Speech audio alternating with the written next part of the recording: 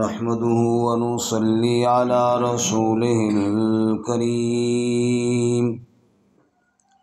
ما بعد فأعوذ بالله من الشيطان الرجيم. بسم الله الرحمن الرحيم. وفي موسى إذ أرسلناه إلى فرعون بسلطان مبين فتولى بركنه وقال ساحر أو مجنون فأخذناه وجنوده فنبذناهم في اليم وهو مليم. وفي عاد إذ أرسلنا عليهم الريح العقيم ما تذر من شيء أتت عليه إلا جعلته كالرميم. وفي ثمود إذ قيل لهم تمتعوا حتى حين فعتوا عن أمر ربهم فأخذتهم الصاعقة وهم ينظرون فما استطاعوا من قيام وما كانوا منتصرين. وقوم نوح من قبل إنهم كانوا قوما فاسقين.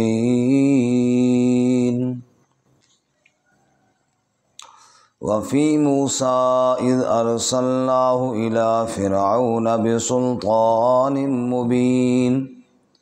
اور موسیٰ علیہ السلام کے واقعے میں جب ہم نے بھیجا ان کو فرعون کی طرف واضح دلائل کے ساتھ، فتولیٰ برکنہ، بس اس نے منہ موڑا اپنی طاقت سے، وقال ساحر او مجنون، اور اس نے کہا جادوگر ہے یا دیوانہ ہے.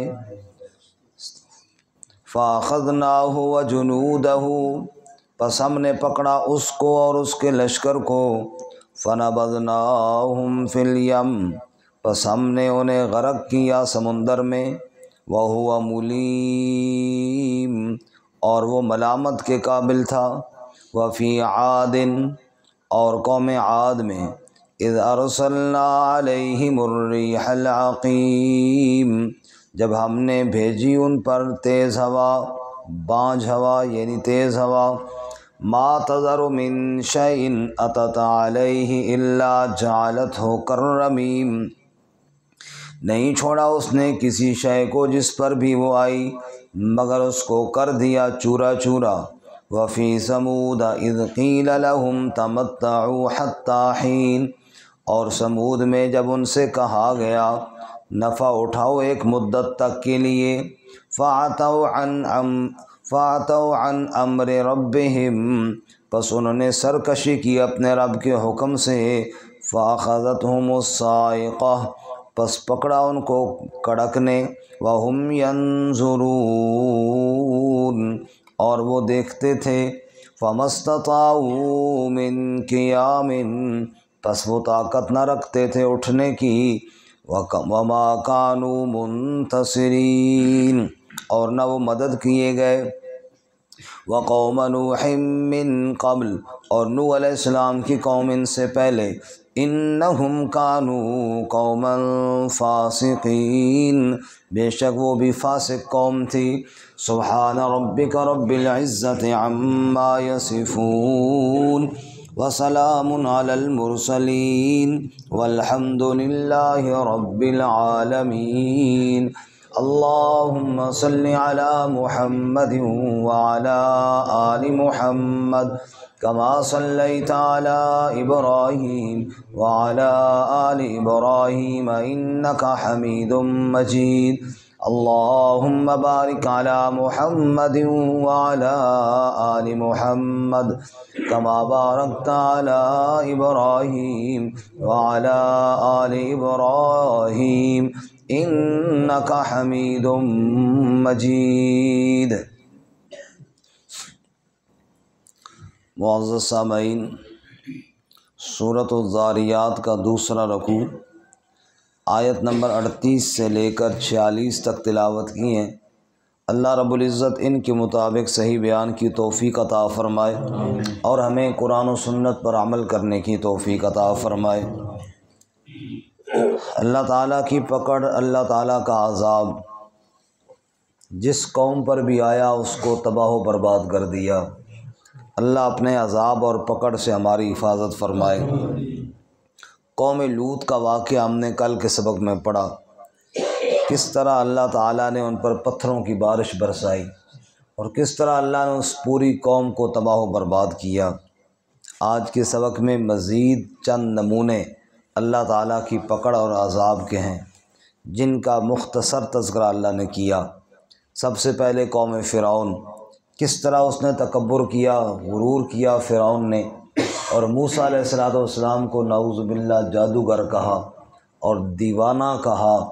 اللہ تعالیٰ کی پکڑ آئی اور اللہ تعالیٰ نے فرعون کو لشکر سمیت سمندر میں غرق کر دیا۔ اسی طرح اللہ تعالیٰ نے دوسرا واقعہ قوم عاد کا بیان کیا، جن کو اپنی طاقت پر بہت ناز تھا اور شرک سے باز نہ آئے۔ حضرت ہود علیہ السلام نے اللہ کی وحدانیت کی دعوت دی، لیکن انہوں نے ہود علیہ السلام سے کہا، جیسا کہ سورہ ہود میں ہے، ان نقول الا اعتراک بعض آلہتنا بسوء، کہ اے ہود، یہ جو ہمارے معبود ہیں ان کی کوئی بد دعا لگ گئی ہے تجھے، اس لیے تو ان باتوں سے باز نہیں آتا۔ اللہ تعالیٰ نے اس قوم کو جس کو اپنی طاقت پر ناز تھا ہوا کے ذریعے تباہ و برباد کیا۔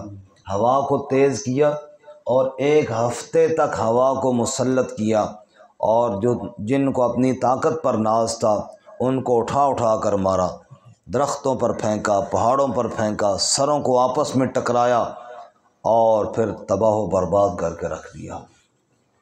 اس کے بعد قوم ثمود کی مثال دی ہے کہ جن کو اپنی کاریگری پر ناز تھا اور حضرت صالح علیہ السلام ان کو سمجھاتے رہے، وہ نہ مانے، اور انہوں اپنی صنعت اور مکانات پر اتنا فخر تھا کہ وہ یہ سمجھتے تھے کہ اب ہمارے یہ جو مکانات ہیں ان کے اندر کون سا عذاب آئے گا جو ہمیں ختم کرے گا۔ اللہ تعالیٰ نے فرشتے کو بھیجا، ایک ایسی ہولناک چیخ کے ذریعے ایک ایسی خوفناک چیخ آئی کہ جس سے ان کے دل پھٹ گئے اور مکانات کے اندر ہی سارے کے سارے مر گئے، پوری قوم تباہ و برباد ہو گئی۔ اور اس سے قبل نوح علیہ السلام کی قوم جس نے شرک کی بنیاد ڈالی، نوح علیہ السلام نے صدیوں تک ان کو بات سمجھائی، وہ نہ مانے، اللہ نے پوری قوم کو غرق کر دیا۔ خلاصہ یہ نکلا، لوگوں اللہ کے عذاب سے ڈرو، اللہ کی پکڑ سے اپنے آپ کو بچاؤ اور تکبر نہ کرو، بغاوت نہ کرو، اللہ کی آیات سے انکار نہ کرو، اس کے نبی صلی اللہ علیہ وسلم کی دعوت سے منہ نہ موڑو، جو اللہ کہے، جو اس کا نبی صلی اللہ علیہ وسلم کہے، اطاعت رسول کے اندر ہی تمہاری کامیابی ہے، قرآن مجید کے احکامات کو ماننے میں ہی تمہاری نجات ہے، ورنہ تباہی ہے۔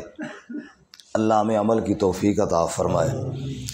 فرمایا وَفِي ثَمُودَ إِذْ أَرْسَلْنَا وفی موسیٰ اذ ارسلناہ الی فرعون، موسیٰ علیہ السلام کے واقعے میں غور کرو۔ اذ ارسلناہ الی فرعون، جب موسیٰ علیہ السلام کو ہم نے فرعون کی طرف بھیجا، بسلطان مبین، واضح دلائل کے ساتھ بھیجا۔ سلطان کا معنی غلبہ، واضح غلبے کے ساتھ بھیجا۔ اب یہاں پر ایک سوال یہ پیدا ہوتا ہے، بھئی غلبہ تو فرعون کے پاس تھا، موسیٰ علیہ السلام کے پاس تو نہیں تھا۔ تو جواب یہ ہے کہ ایک ہوتا ہے زور زبردستی والا غلبہ اور ایک ہوتا ہے دلیل کی بنیاد پر غلبہ۔ اصل غلبہ وہی ہوتا ہے جو دلیل کی بنیاد پر ہو۔ ایک آدمی دوسرے کے ساتھ جھگڑ رہا ہے اور یہ کہتا ہے بھئی دلیل یہ ہے کہ یہ چیز میری ہے، یہ میرے پاس کاغذ ہیں، یہ میرے پاس اسٹامپ ہے، یہ گواہ ہے، دلیل۔ دوسرا اب زبردستی چھین لیتا ہے، قبضہ کر لیتا ہے، بظاہر تو وہ غالب نظر آتا ہے لیکن حقیقت میں یہ غالب ہے جس کے پاس دلیل موجود ہے۔ تو موسیٰ علیہ السلام اصل غالب تھے کیونکہ موسیٰ علیہ السلام دلائل کے ساتھ گئے تھے۔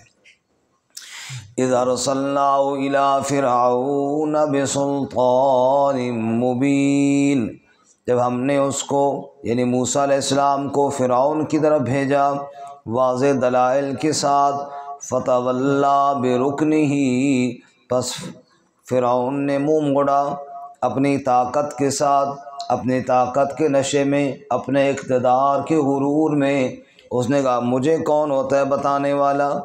وقال، اور فرعون نے کہا ساحر او مجنون، جادوگر ہے یا دیوانہ ہے، نعوذ باللہ۔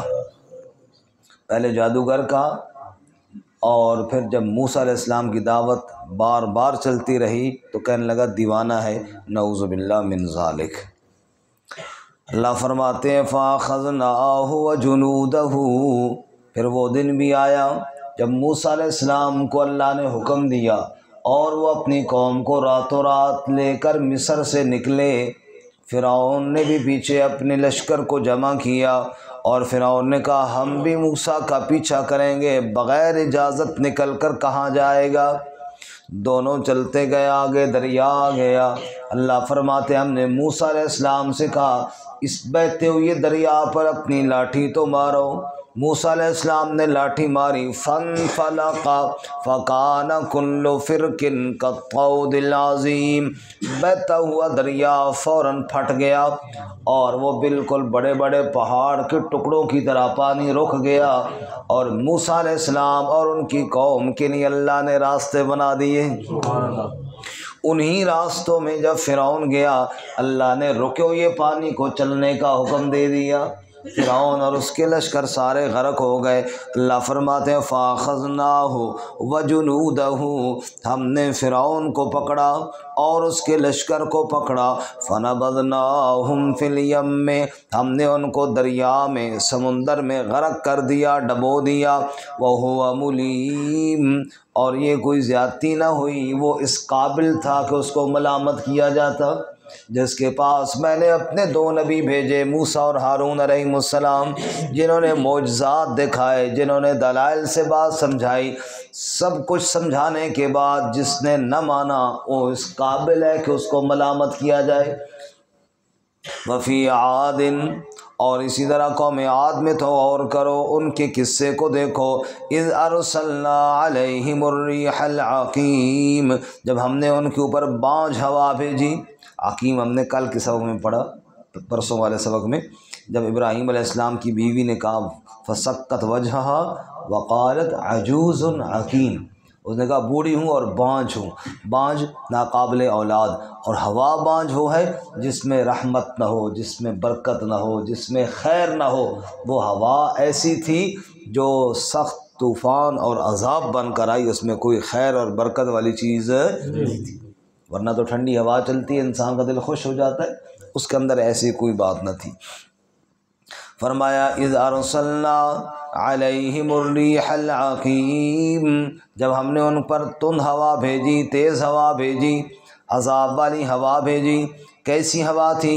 ما تذر من شیء اتت علیہ، وہ کسی شے کو چھوڑتی نہیں تھی جس پر آ جاتی تھی، الا جعلتہ کالرمیم، جس پر آتی تھی اس کو ریزہ ریزہ کر دیتی۔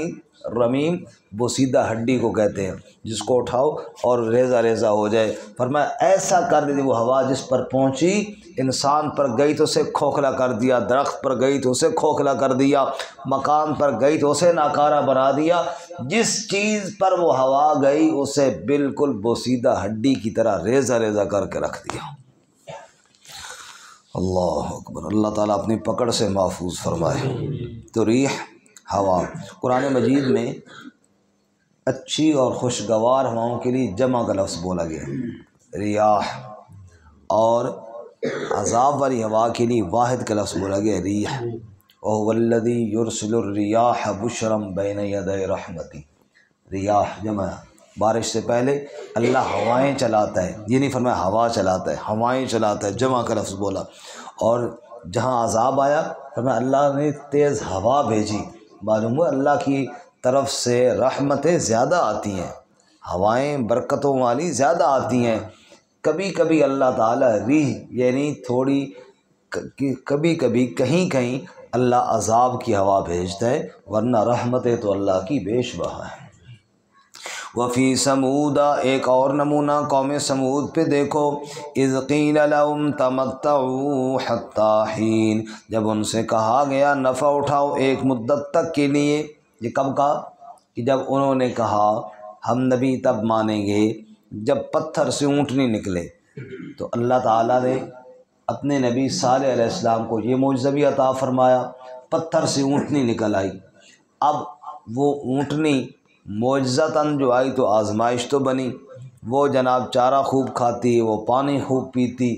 اب باری مقرر ہو گئی، ایک دن ان کے جانور پانی پیتے اور ایک دن وہ اونٹنی جو معجزتاً آئی تھی وہ پانی پیتی۔ دوسری بات یہ طے ہوئی کہ یہ اونٹنی اللہ تعالیٰ کی طرف سے معجزتاً آئی ہے، یہ جہاں مرضی چلے کوئی روکے گا نہیں، وہ جاتی اور فصلوں میں جاتی اور ٹھیک ٹھاک جناب وہ کھا کے چلی جاتی۔ اب ان کو یہ بڑا دکھ ہوا کہ ہماری تو فصلیں ضائع ہو رہی ہیں، تو انہوں نے بدبختوں نے اس اونٹنی کے پاؤں کاٹ ڈالے۔ جب اس اونٹنی کے پاؤں کاٹ ڈالے جس کو معجزتاً پہلے خود مانگا تھا، اس کے جب پاؤں کاٹ ڈالے تب صالح علیہ السلام نے فرمایا تمتعوا حتی حین، تھوڑا نفع اٹھا لو، یعنی 3 دن تک اٹھا لو، جیسا کہ 19ویں پارے میں ہے کہ تمتعوا فی دارکم 3 ایام، 3 دن تک اپنے گھر میں نفع اٹھا لو، اس کے بعد عذاب آ جائے گا۔